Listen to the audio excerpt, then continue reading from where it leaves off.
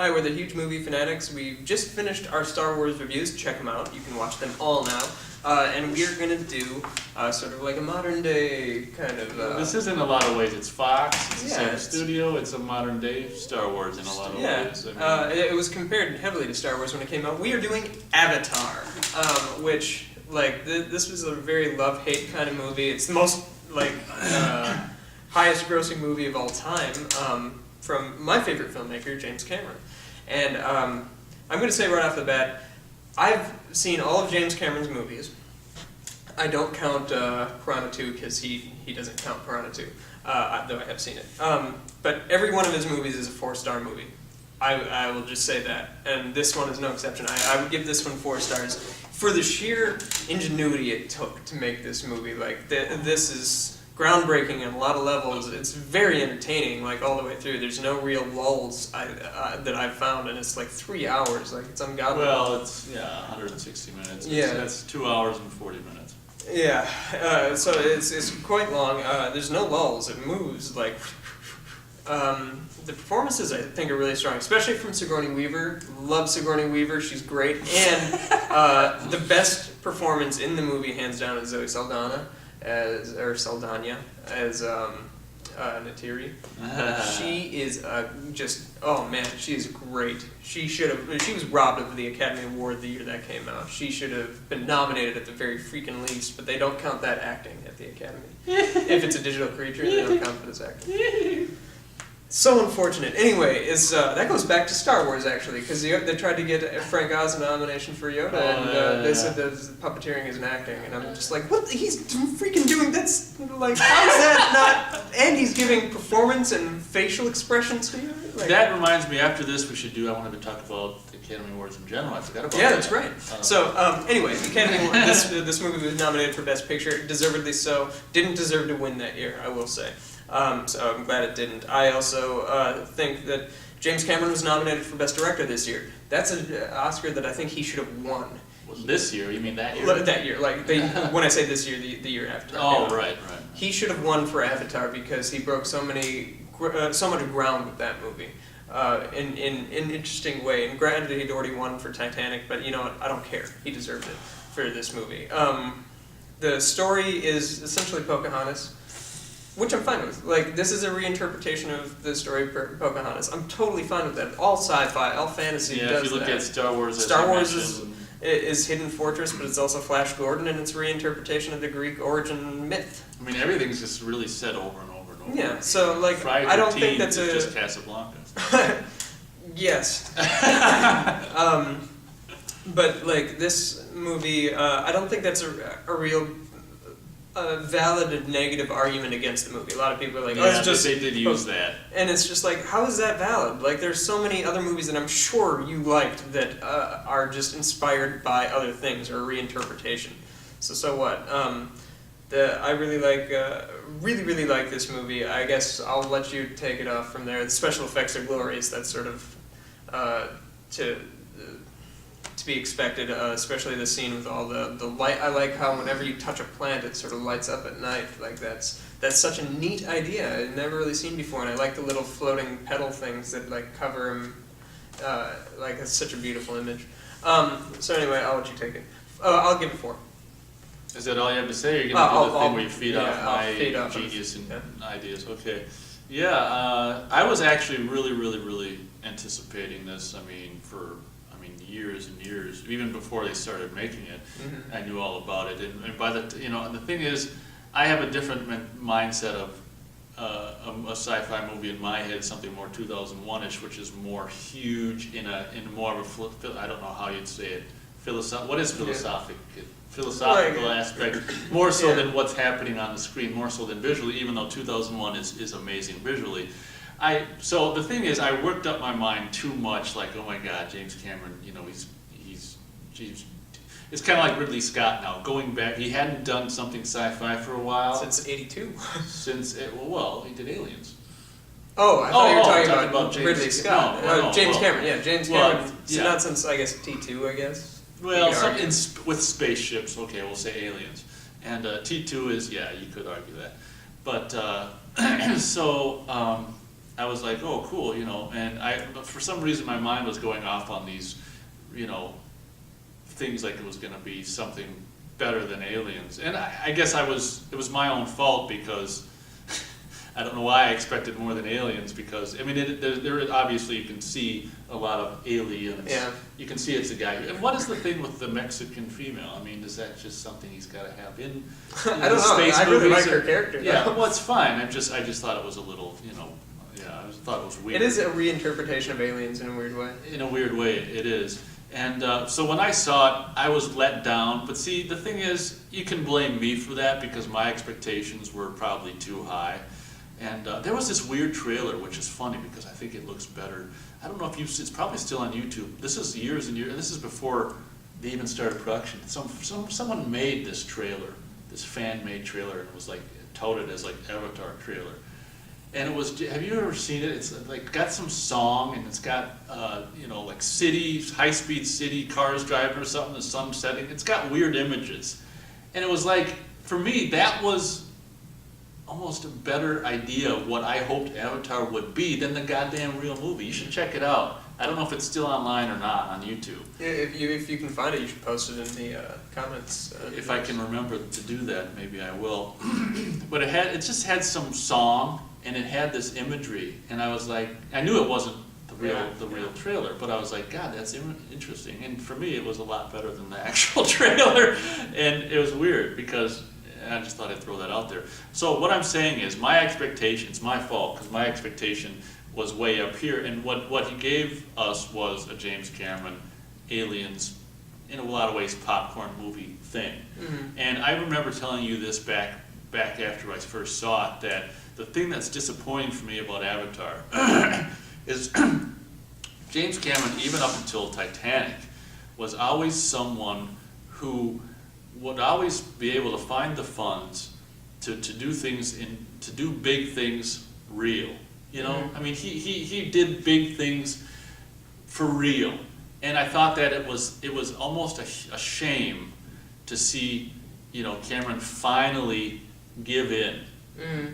and go, you know, the Lucas route, the Zemeckis route, whatever, and finally give in to, I guess in a lot of ways you could argue, which is expected, which in these days of computer-generated movies is it's expected to be computer-generated. Let's face it.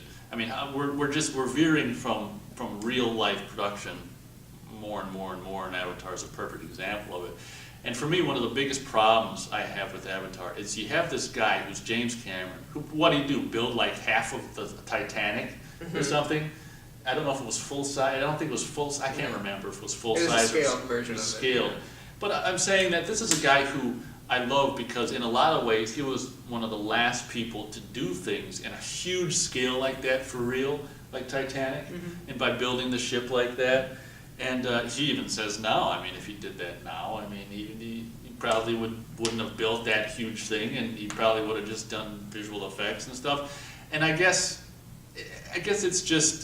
it's weird because it's really not commenting on the movie so much as just his career and in movies in general, event, spectacle movies and where they've gone. Because to me, it doesn't matter how amazing something. I mean, it's a technical. The thing that's interesting about Avatar is it's a different kind of a feat. It's not a physical, real world, build it and photograph it or go there and shoot it feat. It's difficult in a different way. Yeah. It's difficult to create all this stuff. But at the end of the day, I'm the kind of a mindset that goes, okay, even though it is very hard to do a movie that way, let's face it, it's kind of even though it's not easy, it's an easy thing to do. I mean, you shoot all the stuff indoors in a controlled, studio, all the motion caps, which I hate when they say mocap. I think that's just, whatever. What's the abbreviation of then eventually they're going to start saying moc. Moc. That's short for mocap. What's mocap? That's short for motion capture.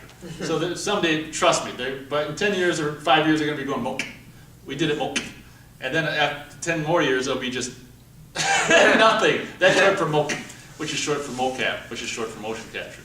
But yeah, that's my biggest problem with the movie. I saw some clips of Sigourney Weaver before the movie came out on YouTube, which was, you know, oh, we're gonna go to we're gonna go to the floating hills or whatever. Yeah. And I saw her acting, and I'm like, I gotta disagree. I was like, I couldn't believe it. I thought Sigourney What's Weaver. wrong with it? I just felt like it was. I felt like it was an audition tape.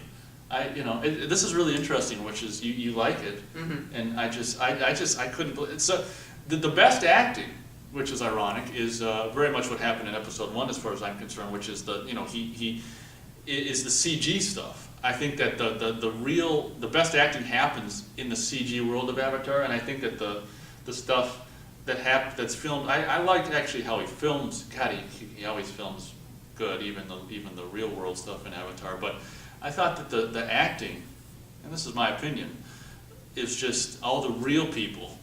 I thought Sigourney Weaver was the worst. I just thought she was wooden, and I felt like all her scenes, I can't say all, but I felt like some of her scenes were, it's just like audition tape. It was weird. And I don't know if it's the digital coldness of the image, probably just the performance.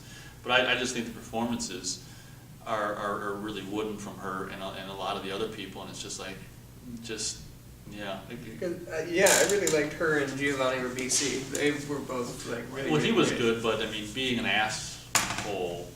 You know what's weird about him? There's this, when he walks from the room and he's walking into his office to get the rock. Yeah.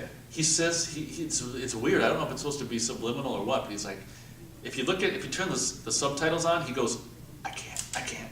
Did you ever notice that? No, I didn't. So yeah, it's this weird thing. He's walking into that room to grab the rock, and he's like, I can't. It's just weird. But it's there in the subtitles. Crazy. But yeah, I thought some of a lot of the acting was, anyway, I already said that. I thought that a lot of the acting of the real world people was kind of stiff. Let's face it, I mean, the visuals are great. And the thing is, it's weird because I don't know, why do you think this movie did so well? Because nobody, not nobody, but 3D hadn't really. You think the 3D? I think it was the 3D, because people were like, all right, I hear 3D keeps coming out with like Beowulf and other things like that, and they're like. But no one's interested. The masses aren't really interested. Yeah, in so they're like, well, James Cameron is a name I know. It's Love him or like, hate him. Let's just see what this is all about. It looks kind of cool. So people went to see it, and. Then what? I don't know. It'll be interesting to see how successful the second one The is. thing about it, when I watch Avatar, it's a lot like Frankenstein. It's like, where the frick do you go? Yeah, I heard he wants to do stuff with underwater. Go figure. Whoa, but that's a new one for Cameron. But it's weird. It seems like the story's wrapped up. And another question I have, which is a very, very valid question, is what are you going to call it? Is there any idea? Is it pretty much just Avatar 2 right now? right now it's just Avatar 2. I'm Because- sure he'll call it Well, episode 2. he's got to have the word Avatar in it. But the weird thing is, he's transported into the body now, so it's no longer his avatar. So why would you call it? Avatars. It's gonna be Avatars. Okay, there you go. It's sort of funny. Like James Cameron is famous for his blue. Right, With his yeah, movies, got it. Terminator, Aliens, The Abyss. All of his movies are very blue. So much so that in this movie he's turned his people blue. Like that just kind of makes me giggle. Yeah. Like he's a fan of his blue. One thing I want to mention when I was reading the synopsis for the story, which I found very intriguing, which I don't think he really capitalized on fully, which was the aspect that I really loved, and when he first got into the body, which I thought was amazing, which was the paraplegic aspect. Yeah, I know. And I thought in retrospect it would have even been better. The thing is, it makes sense that the character is a Marine or whatever the hell he was. Yeah. But in retrospect, I think it would have been better to have someone who never could have walked, Yeah. and it would have been much more important. I was really impressed, and he did it for a while when he's digging his moving feet. his toes. Well, he's Yeah. digging his feet. Yeah. When he's after he's running, he's Yeah. digging his feet into the dirt, and I'm like, oh, that's beautiful because he can run again. But then it was just like, that's it. You completely forget about that. Yeah. Well, not completely, because sometimes when he wakes up, he looks at his legs. I thought that was for me, some of the most interesting heart of the whole movie, which was forgotten right kind of after they said it. They kind of forgot all about it, which I thought was a really great aspect that should have been, I don't know how to put it, should have stayed with. Like I say, I thought it would have been a lot more dramatic. Here's what would have, for me, would have worked better as far as story, as far as make it more intriguing. You take someone who's not an ex-Marine who we assume got injured in combat or something like that, but take someone like, let's say, what's his name, Stephen Hawking or something like that, or someone who never had physical might. But it would have been such a great story to show that just because someone's not physically mighty, that the mind and the will, if they, because that's what I thought was really great about the movie and having, like I said, the paraplegic aspect. But it would have been much better for me had it been someone who was born or something like that, who never had maybe a wheelchair all their life. Which basically says, what I'm getting at is, which basically say that people who are regarded as physically challenged or whatever are not completely worthless. It might be better in spirit than people who are athletes and all these people.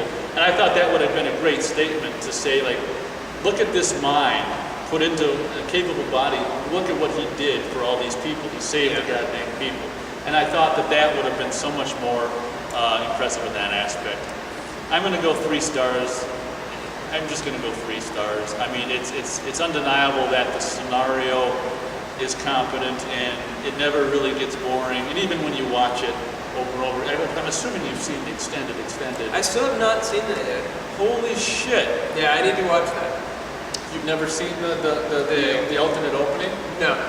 Okay, well that, it doesn't push it up to 4 stars, but maybe I give we're talking about the longest version with the alternate opening. That'd be probably like 3.5. I think they add a scene with Sigourney that was almost too long towards the end, but I can't believe you have it. I still don't own it yet. I plan to. It's one that I planned to get ever since it came out. It was just money problems. I understand that. Just other things have come out, like that's true. Star Wars. The Star Wars box at the Jurassic Park. I'm really surprised. That came out 2 years ago. Well, a year and a half ago or something. Yeah. Wow. I know. And being your favorite director, you think you'd want to? Okay. I know. But the alternate opening on Earth is great. My only thing is, that's another thing. When I first saw Avatar, it seemed like it began 15 or 20 minutes into the movie. Yeah. Like it starts like, okay, they must have cut out 15 or 20 minutes. And it's when you watch the fully extended version, it's a yes and no. It's like the beginning could have even been on Earth could have been longer for me. But it's much. I do like. Wait till you see the beginning, man. Especially visually. I mean, it's really cool. The thing about the beginning, the extended beginning, and the longest version of Avatar there is right now, is that, like I say, the beginning on Earth, it's almost like it's not long enough for me. It's too short. Yeah. And they just give you like blah blah blah. Maybe you'll see more of that in the sequel. Maybe that's the direction it'll take it. Yeah, there's been movies like that, like Hellboy 2, which has actually shown you more of the past at the beginning of Hellboy 2 than you saw in the first one. So that'd be very cool. I'll just go 3 stars on Avatar. I think that, it's a technical achievement, obviously. I think Quaritch might be my favorite live action performer. Which one? Oh, the villain? The bad, isn't his name? I can't remember, but is the main bad human leader of the whatever the hell they are. Yeah, he's quite good too. That was supposed to be Michael Biehn. Michael Biehn. What happened? Oh, he didn't want to make an alien. Yeah, he didn't want to make an alien, so he promised Michael Biehn that for his next project he would include him. What project? Avatar 2? I would imagine it would be Avatar 2, but that would have been. I don't think he could. I think the guy who they got was probably a lot better than he would have been anyway. I don't know. He was insanely good as the villain in oh, that's right. The Abyss. So yeah. That's the only regret I have with that movie. I wish so badly that it was Michael Biehn. Just because Michael Biehn has been he was having an upswing with his career for a moment there, and I was like, if he's in this, then. But no. So. Are you done? Are you done? 4 stars. I give it 3. Yeah. Avatar. That's our very much delayed review. Of course, we weren't even in existence when the movie came out. So that's part of the reason why we're delayed. So we thought, I don't know, we've said Avatar a couple of times. I thought, let's just do it. Yeah. No one's gonna watch it, but whatever. I'll watch it. You will watch it. We'll get at least 2 views. Catch you later.